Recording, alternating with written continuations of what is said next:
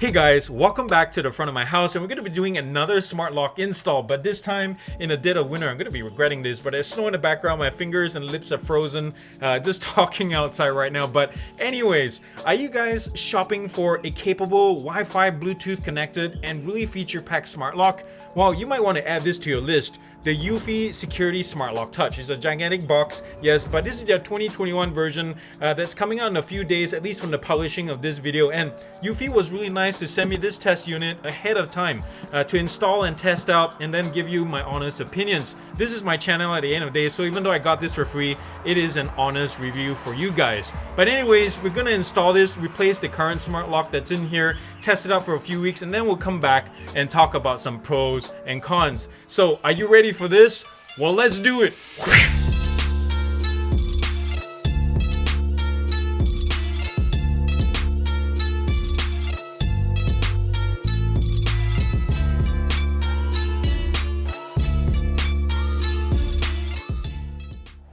Alright, before we get into the whole installation, let's first look at what we got. So the lock that we'll be switching out on my front door is the Quickset Halo Touch. I've had this on for about a few months now. Really like it, nice and simple. And more importantly, it matches the aesthetics of my front door, my 40s and 50s front door. But I think once we have the EUFY installed, the same colorway, the glossy black will match the glossy black of my door. I think so, at least. What do you think?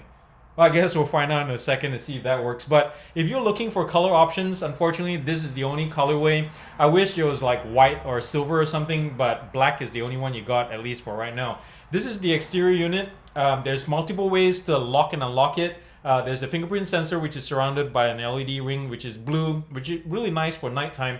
And right below that is the keypad. And by the way, the keypad stores about 100 access codes, and the fingerprint stores 50, and they're all stored internally. So if you care about safety and security, something that's away from the cloud, it's all in here, which is really nice. And down below this, under this cover, under this decal, and under this cover is the cylinder or keyhole. It's covered so it keeps it nice and flush. So in terms of build, this thing is solid, guys. It's nice and heavy. It has zinc alloy external framing, tempered glass at the front.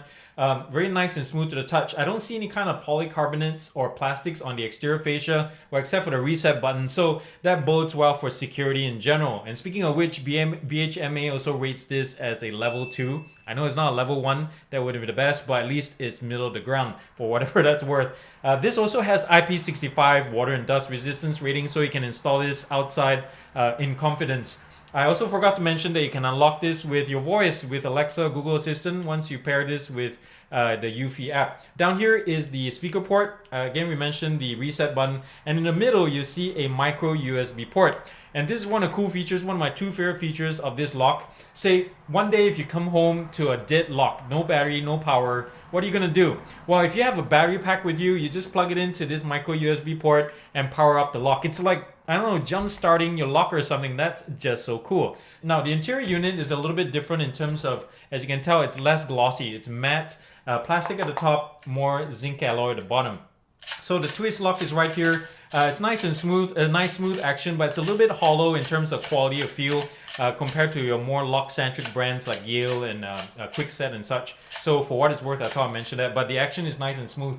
Once I have this installed, I think it's going to look really nice. It's nice and slim, pretty professional looking. So in here is the battery compartment, and this is the other cool feature about this lock that compared to other smart locks really trumps them all. So this uses rechargeable batteries, but not your traditional ones either. It comes in a brick like this, and you just plug it in, and you can power this up. And this will last the whole year before it dies, give or take a few months depending on your usage. But if this dies too, you just plug it into a micro USB port and charge it back up on the spot, which is really nice. So this in general reduces e-waste compared to all other smart locks. Now in the box, you also find 5 spare keys and all your usual installation stuff. One thing that's missing though compared to the other brands that I reviewed so far is the lack of a drilling template. So I find this kind of an omission. It would have been nice if EUFY introduced this in their proper production unit. So EUFY, if you're listening, get some drilling templates in the box ASAP for a lot of users. Now let's do the install and see how that goes.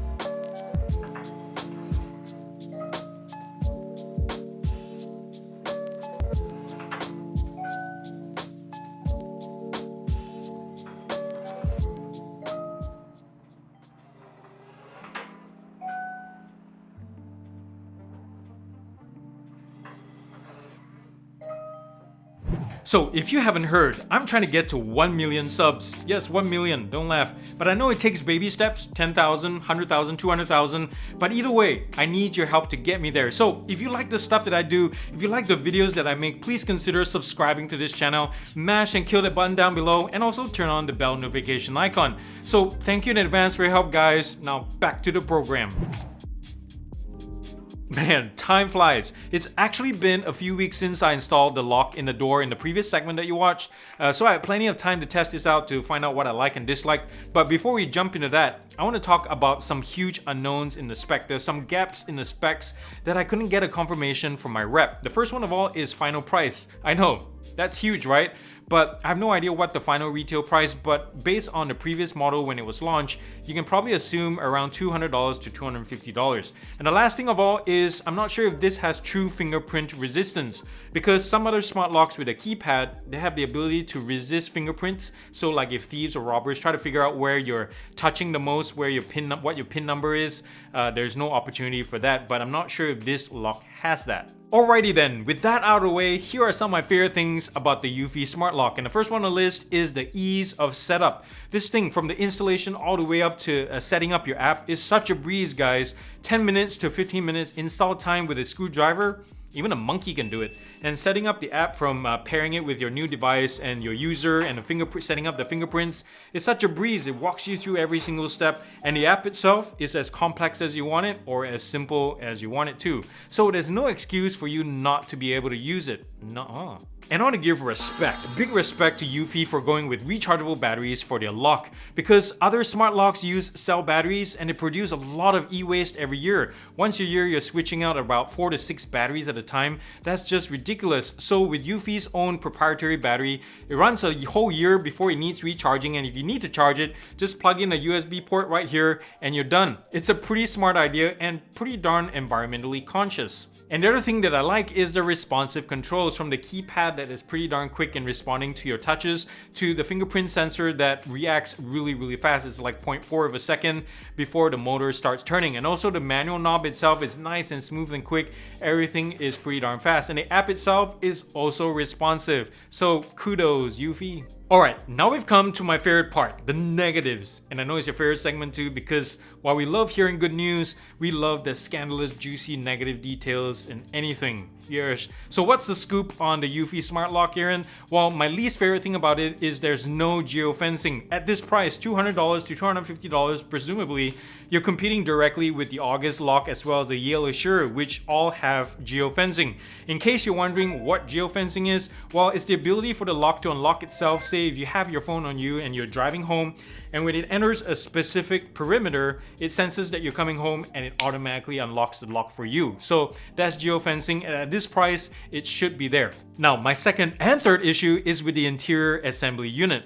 As it is right now, it's a little bit too tall. I think if it was like an inch or two shorter, it would look much neater and svelter on my door. Because if you look at my video right now, as it is, contrasting the black and the white, you can really see how tall this unit is. It's nice and thin, granted. This whole unit looks good overall. It's nice and thin, the exterior unit looks modern, but it's just too tall for my liking. The other issue that I have is with the motor. I think it's also slow and noisy. Compared to the sound-wise, compared to all the other locks that I've tested so far, this thing is comparatively noisier. In terms of speed, it's just like it's really sluggish or something. It's like nyeh, nyeh. And I think it has to do with my unit or something, because I made sure the alignment in the aperture was all spot on. And when you compare this with the older model, the 2020 model, if I look at Life Hackster's video, check this one out, you see the speed is pretty quick, but on this one, it's really sluggish. I'm not sure what's going on. So either I have a dud of a motor, or maybe it's the rechargeable battery not providing enough amperage to run the motor. So that's possible. So here are my final thoughts, and I'm gonna go ahead and score this first. I want to give the EUFY Security, man, this is a giant box, I'll tell you what. I want to give the EUFY Security Smart Lock with Wi-Fi, the 2021 version, a gear up score of 8.2 out of 10. That's a really healthy score, and this is the breakdown of how I got to that final score. But anyways, this is an amazing lock. Sure, it's middle to ground in terms of safety rating, but at least you're honest about it. It has tons of features, it looks really good, and so if you're looking for a new lock, this should definitely be on your list. but unfortunately in reality it's not gonna sell a lot. But at least Anker is pushing. Yes, that Anker who owns EUFY is pushing the boundaries a little bit. Now, if you're a previous owner of the previous unit, I don't see a need for you to upgrade, because I know one of the greatest features that was requested was Wi-Fi, and now you have it. So unless you need Wi-Fi, go for this. Now, the big deciding factor I think is the price as well. So if it's priced at $200, because we don't know what the retail price is, if it's $200, EUFY would be duking it out directly with the August lock. So if you like the volume knob, the minimalistic look of it, sure, go with that one. But there's no keypad, there's no biometric reader either. Sure, you can buy a keypad for the August, but that has really bad ratings. Now, if it's priced above $200, then oh man, I have a hard time recommending this. Unless it goes on sale, then go for it. If it's less than $200, $199 and below, yeah, sure, why not? But unless you want the newest and the greatest and don't mind the price of entry, sure, go for it. But yeah, if it's more than $200, $250, no. Well, there you have it, guys. Thank you so much for watching this episode, and I hope you come back next Friday for a new one, because Status Audio is back in the house. We're going to be checking out their flagship ANC headphones called Flagship. Yes, we're gonna see if it's up to snuff, and they say it's a cheaper version of the Sony suddenly I'm British for whatever reason, WH-1000XM3, and we'll see if that's true or not. And if you haven't already, please consider subscribing to this channel. If you've been watching my video all this time, shame on you for not clicking that button, so do it right now. Try to get me to 10,000 subs, because your support really helps me get you more videos like this to watch. In fact, I'm trying to get to 1 million, but we'll start small with 10,000, so we're this close. Help me out. And if you haven't already, also you can visit my Patreon page down here where you can buy me a cup of coffee or tea or send me a tip or something and get your name shouted out like Barbecue Jones did right here. And also remember to thumbs up if you like this video, yes, and comment nicely down below. And thumbs down. Thumbs down to boneless chicken wings. Yes, boneless chicken wings. I'm not sure why and who in the world decided that. I was looking at Applebee's menu the other day, and why, like for example, 40 wings cost, boneless wings cost $36. That's like 90 cents per wing. Why is it without the bone more expensive? That's just ridiculous. What happened to the world where something that is less costs more? Anyways, thumbs down to boneless chicken wings and its overpricedness. Anyways, that's all I got, guys. That was horrible. I need to go back to the drawing board. But remember to have a great weekend. Enjoy yourself. Do something nice and loving and kind for somebody, because the world needs it. And it starts with you guys. You guys are the best. And I'll see you the next time. Peace out. Whoosh.